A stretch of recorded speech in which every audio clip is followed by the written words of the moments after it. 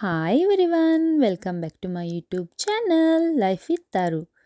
ඔන්න අද අපි මේ යන ගමන් ඉන්නේ උමන්දාව බෞද්ධ විශ්ව ගම්මානයට.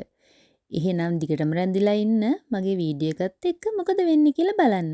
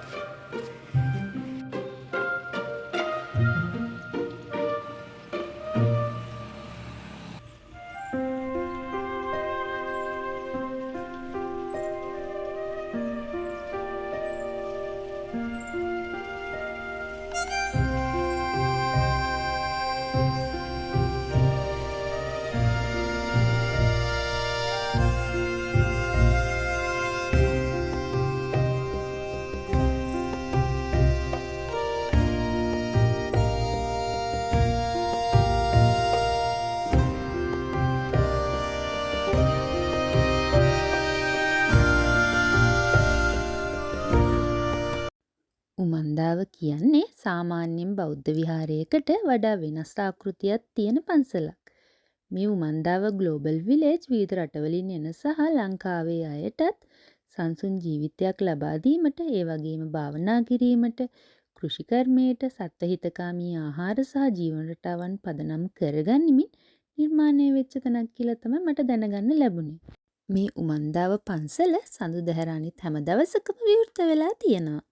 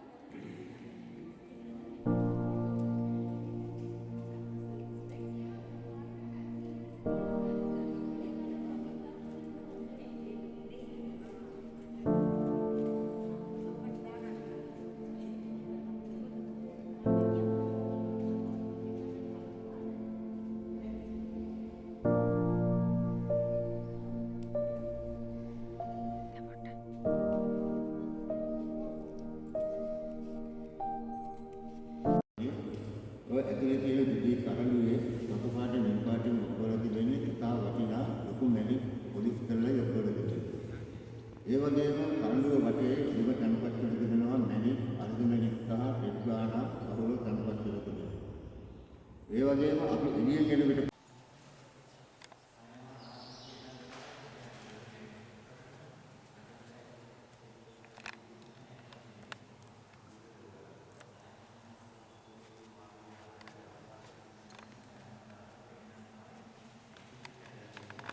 ඔන්න දැන් අපි මේ ඉන්නේ මැණික් වෙහෙර චෛත්‍යය ඇතුලේ. මෙම චෛත්‍ය අඩි 80ක් උසයි කියලා තමයි අපිට දැනගන්න ලැබුණේ. ඒ වගේම මේ චෛත්‍ය ඇතුලේ සුදු මානෙල් මලක තේමාවකට තමයි නිර්මාණය වෙලා තියෙන්නේ. මේ චෛත්‍යයේ උඩු කොටසේ සියලු බුදුවරුන්ගේ රුවවල් සුදු මානෙල් මලක් උඩ චිත්‍රයට නගලා තියෙනවා. ඒ වගේම මෙම චෛත්‍යයේ මැද කොටසේ සියලු දේශීය දෙවිවරු, යක්ෂයින්, දේවතාවියන්ගේ රූප 44ක් 45ක් අතර ප්‍රමාණයක් නිර්මාණය කරලා තියෙනවා.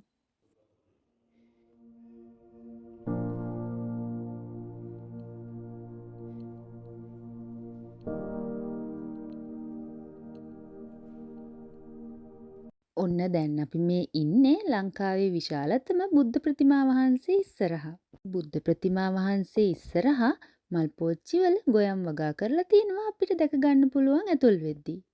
මෙම පිළිම වහන්සේගේ දෙපතුලේ මංගල සංකේත 108ක් අඹලා තියෙනවා කියලා තමයි අපිට දැනගන්න ලැබුණේ. ඒ වගේම මෙම ප්‍රතිමාවේ යට කොටසේ අපිට IT ලැබ් එකක්, ඔඩිටෝරියම් එකක්, පුස්තකාලයක් දැක ගන්න පුළුවන්. මේ ප්‍රතිමාවේ යට කොටස අඩි 160කට වඩා දිගයි කියලා තමයි අපිට දැනගන්න ලැබුණේ. ඒ වගේම මෙම ප්‍රතිමාව ඇතුලේ උමන් විහාරයකුත් පිහිටලා තියෙනවා.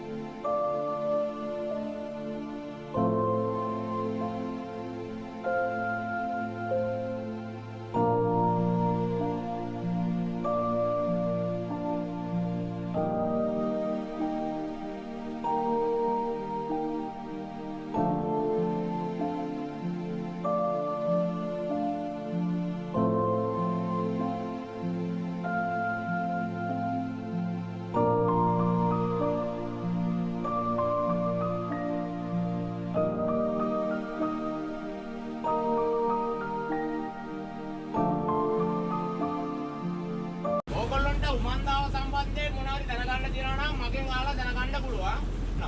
උමන්දාව මුළු භූමි ප්‍රමාණයේ තියෙනවා අක්කර 100 ගදාපු හිස් පොල් ඉඩම. නායක හමුදුරෝ මේ ඉඩම මිලදී අරගෙන දැනට අවුරුදු 9ක කාලයක් වෙනවා. එතකොට ඒ අවුරුදු 9 ඇතුළත කරපු නිර්මාණය ඕගොල්ලන්ට මම මෙතනින් ඉස්සරහට පෙන්නයි යන්න. පළමුව මේ දකුණත පැත්තේ පේන්න තියෙන්නේ උමන්දාව නවෝත්පාදන මධ්‍යස්ථානය. මේ කරන සෑම නිෂ්පාදනයක්ම ඕගොල්ලන්ට මේ නවෝත්පාදන බලන්න පුළුවන්. ලොකු කුටිය තමයි නායක ස්වාමීන් වහන්සේ වැඩම සිටින කුටිය. අපි ඔය තියෙනවා මේ මෙතන ළඟම. මෙතන අඩි 100ක් උස හිඳිපිලිම වහන්සේ නමක් තමයි නිර්මාණය කරන්නේ. සාමාන්‍යයෙන් අඩි 100 කියන්නේ කුරුණෑකල ඇතුගල කියලා තියෙනවා. ඇතුගලට පේන්න තමයි මේ අඩි 100ක් උස හිඳිපිලිම වහන්සේ නිර්මාණය කරන්නේ. ඊට එහා පැත්තේ තියෙනවා සැතපෙන කුටි 132ක් දිගයි. එතකොට මේ පිළිම ඇතුලේ උමන් විහාරයක් නිර්මාණය කරලා තියෙනවා. එතකොට මේ පිළිම ඇතුලේ තව සාමාන්‍ය එතකොට මේ පිළිමෙට පහළ තට්ටුවේ ස්ලැබ්ගේ පහළ තට්ටුවේ මේ අපට ගමේ දරුවන් සඳහා පුස්තකාලයක් නිර්මාණය කරලා තියෙනවා.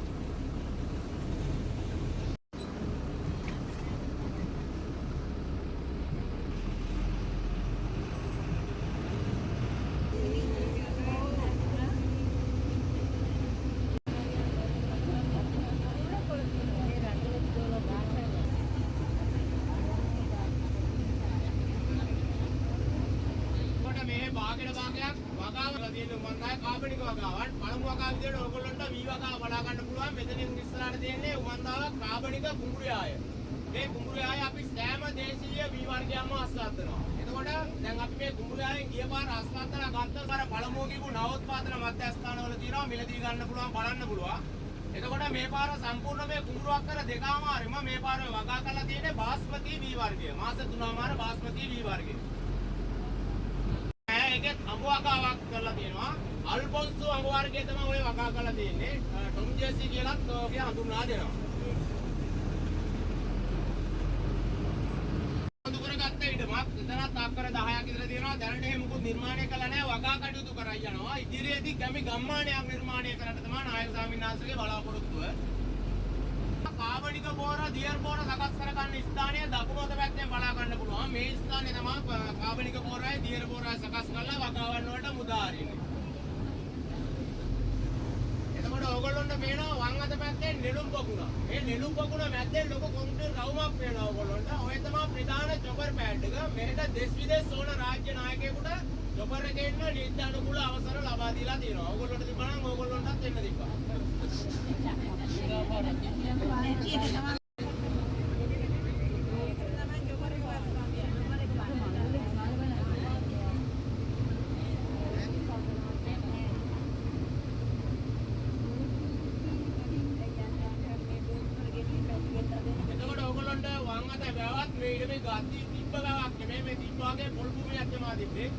ඔකත් අලුතෙන් හදපු වැවක් රන්මසු වැව නමින් ඔය වැව හඳුන්වා දෙනවා. එතකොට දකුණු අත පැත්තේ පටන් ගන්නවා සාමින්නාන්සලා වැඩම සිටින කුටි. මේ පැත්තේ මෙත්තා, කරුණා, මුදිතා කියලා කුටි තුනක් නිර්මාණය කරලා තියෙනවා. මේ එක කුටියක සාමින්නාන්සලා 4-9කට වැඩ සිටින්න පුළුවන්.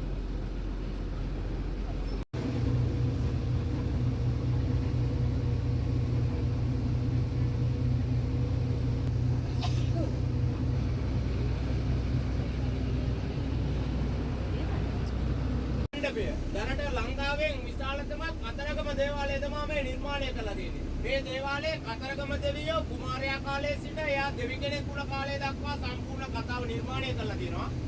මේක බහැලා බලන්න කැමති කට්ටියට බහැලා බලන්න ගමන් එහා පැත්තෙන් බහැලා බලන්න පුළුවන්. ආයෙ පොඩ්ඩක් අයින් කරන්න. එමින් ගම.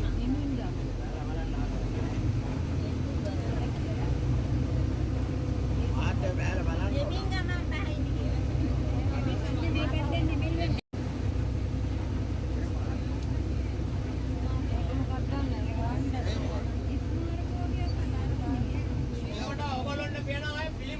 මේ තමයි දහසක් බුදුවරු බුද්ධ ප්‍රතිමා ව්‍යාපෘති. ඒ කියන්නේ ඕගොල්ලන්ට පුළුවන් මේ උමන්දා භූමිය තුල කොටස්කාරයෙක් වෙන්න. ඒ කියන්නේ මේ වගේ පිළිමයක් ඔෆිස් එකත් එක්ක සම්බන්ධ වෙලා බාර අරගෙන ඔය වගේ වැඩ කටයුතු නිමා කරලා සිහිවටනයක් විදියට පූජා කරන්න පුළුවන්.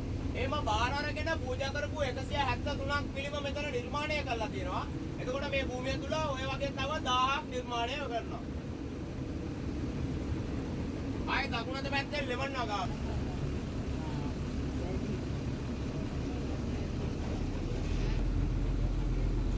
ආය වම් අත පැත්තේ තියෙනවා ඇඹරල්ලා වගාව. ඊට පස්සේ පැලතවාන පොඩ්ඩක් ඇතුළට එන්න. ඊට පස්සේ ආය තියෙනවා බතල වගාව. මේකට අවශ්‍ය කරන මල් පැල සියලුම දේ සකස් කරගන්න මේ පැලතවානේ අපි කඩෙන් කියලා කියන්නේ. කඩෙන් කියලා එක මොඩල් එකයි කියන්නේ. ඊට පස්සේ හැමදේම මේ අපි බෝ කරගෙන තමයි මේ හැම මල් ගහක්ම හැම දෙයක්ම ඔය විදිහට නිර්මාණය කරලා තියෙන්නේ.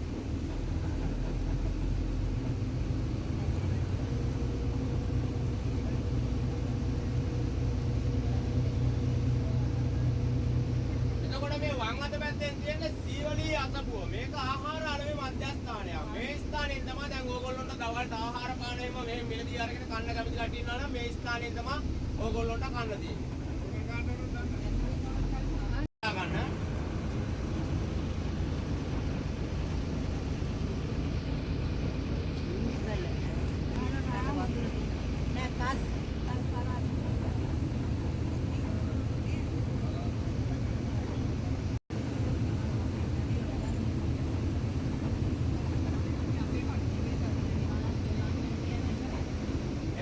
යටිපින් වගාව විදියට වම් අත පැත්තේ වගා කරලා තියෙනවා ගම්මිරිස් වගාව, සේර වගාව. ඔයගොල්ලන්ට පේනවා ගම්මිරිස් අලුත් විදියකට තමයි වගා කරලා තියෙන්නේ.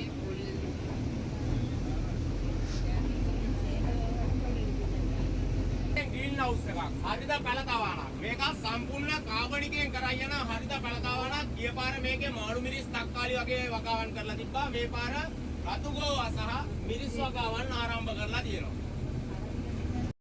මේ පැත්තේ කාබර අංකනේ යන්න තියෙනවා.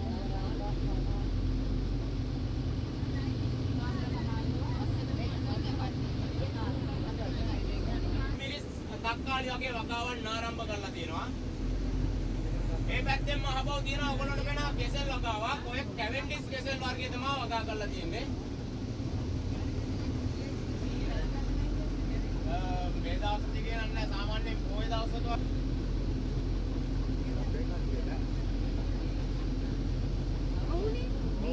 අපේ කට්ටිය එනවා.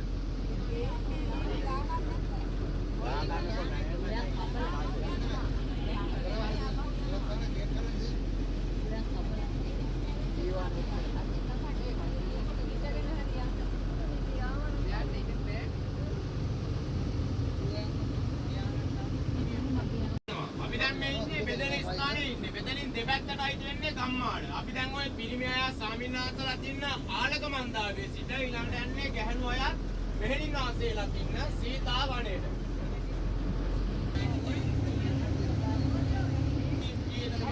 කියන මේවා මේ පිරිටි කුඹුරු නෙමෙයි. මේ තිබ්බාගේ පොල් භූමියක් තමයි තිබ්බේ. පොල් ගහකටවත් හානි නොකර ඔය අලුතෙන් හදපු කුඹුරු ඔය තියෙන මං අත පැත්තෙන් බලා ගන්න ඕගොල්ලෝ. එතකොට දකුණු අත පැත්තෙන් තියෙන්නේ ගවල. ගොඩක් වෙනවා මෙයාලගේ ගව මුත්‍රා ගොම අරගෙන අපේ පෝරවල ගන්නවා. ඊට අමතරව මෙයාලගේ කිරි අරගෙන මේ කිරි නිෂ්පාදන ගොඩක් කරනවා. මී කිරි, එතකොට යෝගට් පානය, කිරි ටොපි වගේ නිෂ්පාදන. ඊට අමතරව බයෝගෑස් එකක් තියෙනවා නිර්මාණය කරලා. දැනට අපේ මුළුතැන්ගේ උයන පින කටයුතු සඳහා මේ ගාමඩුවෙන් තමයි අපි ගින්දර භාවිතා කරන්නේ. පැය 4ක විතර කාලයක් අපිට මේකේ ගින්දර ලබා ගන්න පුළුවන්.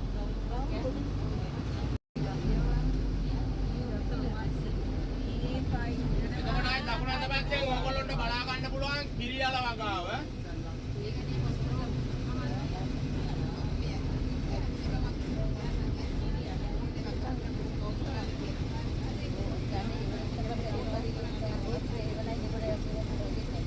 එතකොට දැන් ඊළඟට අපිට විෂ්ණු චෛත්‍ය ඒ ටික වන්දනාමාන කරන්න තියෙනවා. තෙල් මල් අඳුන් කුරුවේම පාන්නේම පූජා කරන්න කැමති කවුරු හරි ඉන්නවා නම් එහා පැත්තෙන් අර පින් කැටේට තමන් කැමති මුදලක් දාලා මල් වට්ටියක් පහනක් පූජා කරන්න කැමති කවුරු හරි ඉන්නවා නම් අරන් එන්න. පූජා කරන්න.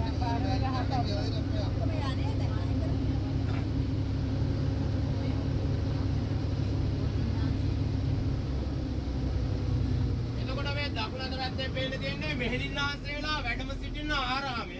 ප්‍රජාපති සෙනසුන නමින් තමයි අපි මේ ආරාමය හඳුන්වා දෙන්නේ. මෙහෙණින්නාන්සලාගේ දානශාලා, එයාලගේ ඉන්න කුටි ඔක්කොම මේ භූමිය තුල තමයි අපි නිර්මාණය කරලා තියෙන්නේ. මෙහෙණින්නාන්සලා සාමාන්‍යයෙන් 8 දෙනෙක් 9 දෙනෙක් විතර වගේ ඉන්නවා දැනට. මුළුතැන්ගේ ඔය අතුරට වෙන්න තියෙන ප්‍රධාන මුළුතැන්ගේ ඒ කියන්නේ බලන්න එන අයටත් ස්වාමින්වහන්සේලාටත් මෙහෙණින්නාන්සේලාටත් වැඩ කරන කාර්ය මණ්ඩල ආහාර සපයන ප්‍රධාන මුළුතැන්ගේ. කීපයක් ඔය තමයි උමන්දාව විශ්‍රාමිකයන්ගේ ගම්මානය. උමන්දාව විශ්‍රාමිකයෙකුට මෙහෙඳලා විශ්‍රාමක යන කට්ටිය නෙමෙයි. ඕගොල්ලෝ හැමෝටම පුළුවන්. මෙහෙන් අපි විදම ලබා දීලා තියෙනවා. එතකොට ඕගොල්ලෝගේ පෞද්ගලික මුදල් වලින් ඕගොල්ලෝගේ ඕගොල්ලෝ කැමති විදියට ගෙවල් දොරවල් අතාගෙන මෙන් ඉදිරියට පන්සලක් දැක්ක අත්තල් මැදගෙන විශ්‍රාම සුවය ගත කරන්න තමයි ඊට සලස්සලා දීලා තියෙන්නේ. එතකොට ඕගොල්ලෝ මරණකම්ම කෑම බීම ආරක්ෂා හැමදේම දාව ගානේ කරනවා. විශ්‍රාම ගම්මාන විතර නෙමෙයි දැනට හොස්පිටල් එකක් හදලා බේත් එකක් අදියුතු කරලා යනවා. තව ඉස්සරහට ආයුර්වේදයක් වැඩි නිවාසයක් පෙර පාසලක් පවා නිර්මාණය කරන්න නායක ස්වාමීන් බලාපොරොත්තු වෙමින් ඉන්නවා.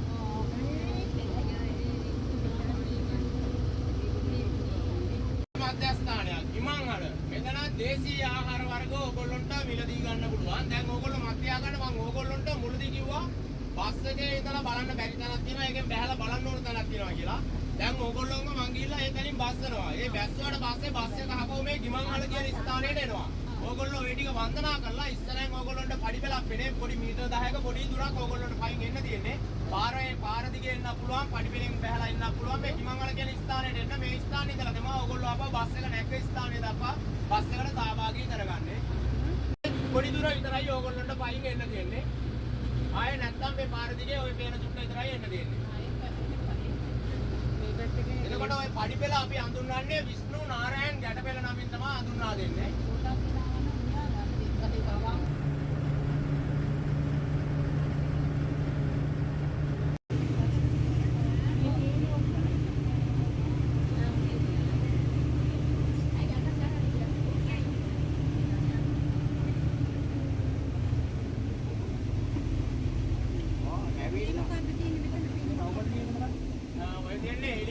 කියලා පිටරටින් කියලා විතර හදපු කුටි වර්ගයක්. ඔයගේ හාමුදුරුවන්ට ඉන්න බෑ.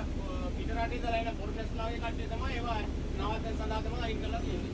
එතකොට දැන් අපි මේ ඇවිල්ලා ඉන්නේ මේ ඊළඟ උසම ස්ථානයටත් අවසානම ස්ථානයටත් අහස් වේර නමින් අපි මේ ස්ථානය හඳුන්වා දෙනවා.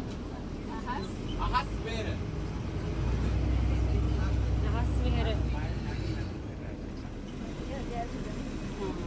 අපි එතකොට ආපි දුර ප්‍රමාණය ඕගොල්ලොන්ට බලා ගන්න පුළුවන් දකුණු අත පැත්තෙන් ඕගොල්ලොන්ට පේනවා ඈත චෛත්‍යය.